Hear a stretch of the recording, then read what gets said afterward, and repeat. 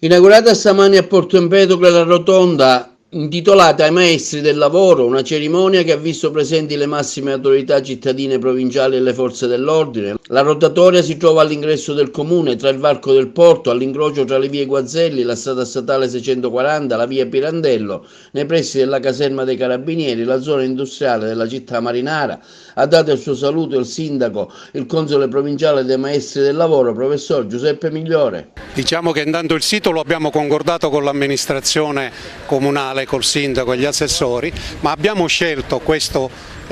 sito, questo posto, perché questa rotonda è crocevia di arrivi e partenze di persone, mezzi e di merci, quindi vicino alla zona industriale. Chi meglio di questo sito poteva rappresentare il mondo del lavoro? A parte il fatto che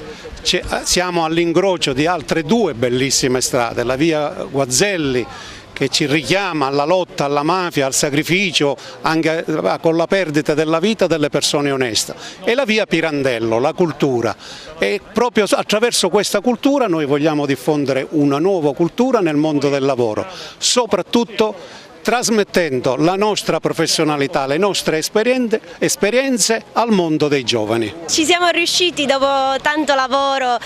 nostro, degli uffici, di tante persone che hanno collaborato all'impresa, e oggi diamo merito ai maestri del lavoro che risiedono nel comune di Porto Empedocle e che hanno un simbolo che li identifica, in questo caso è la rotonda ai maestri del lavoro, che tra l'altro si colloca in un punto strategico del paese perché vi sono varie imprese che rappresentano appunto il lavoro dignitoso di questi membri. Uno dei primi, perché la mia volontà quando mi hanno eletto console regionale era quello di portare i maestri del lavoro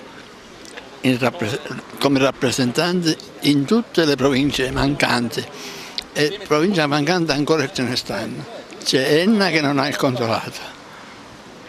Invece siamo riusciti a fare prima il consolato di Agrigento e poi il consolato di Caltanissetta,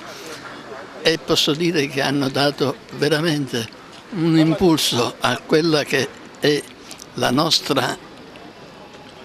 il nostro impegno per quanto riguarda